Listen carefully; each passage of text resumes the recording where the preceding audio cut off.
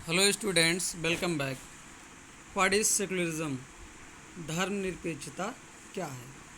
In the previous chapter you read about how the Indian Constitution contains fundamental rights that protect us against state power as well as against the tyranny of the majority।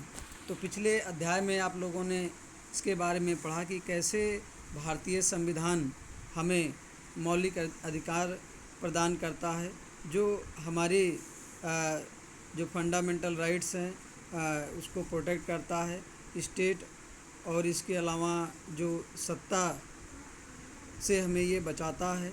Means state हमारे अधिकारों का हनन नहीं कर सकता है।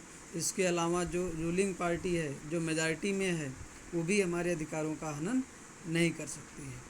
The Indian constitution allows individuals the freedom to live by their religious beliefs and practices as they interpret this.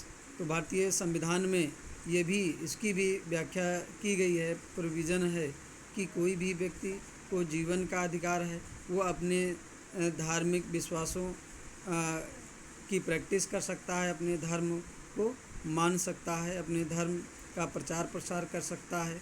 In keeping with the idea of religious freedom for all. तो इसी रिफरेंस में कि ये जो धार्मिक स्वतंत्रता है, इसको दिमाग में रखते हुए India also adopted A strategy of separating the power of religion and the power of state. तो इसी बात को ध्यान में रखते हुए भारतीय संविधान ने ये रणनीति अपनाई कि भारत में जो धार्मिक लोग हैं या धर्म को मानने वाले लोग हैं, उनको राज्य से अलग रखी जाए। तो धर्म और राज्य की सत्ता अलग अलग है।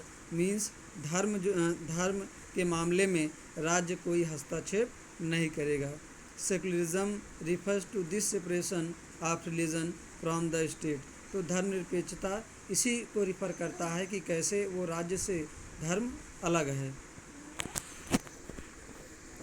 The 3 drawing in this chapter were done by students of your age. तो आपके ही उम्र के 3 बच्चे ये पेंटिंग बनाए हुए हैं।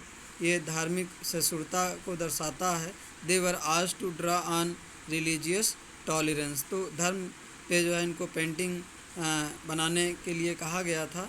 तो ये बच्चे पेंटिंग बनाए हुए हैं जो धार्मिक सहिष्णुता को दर्शाता है। Thank you.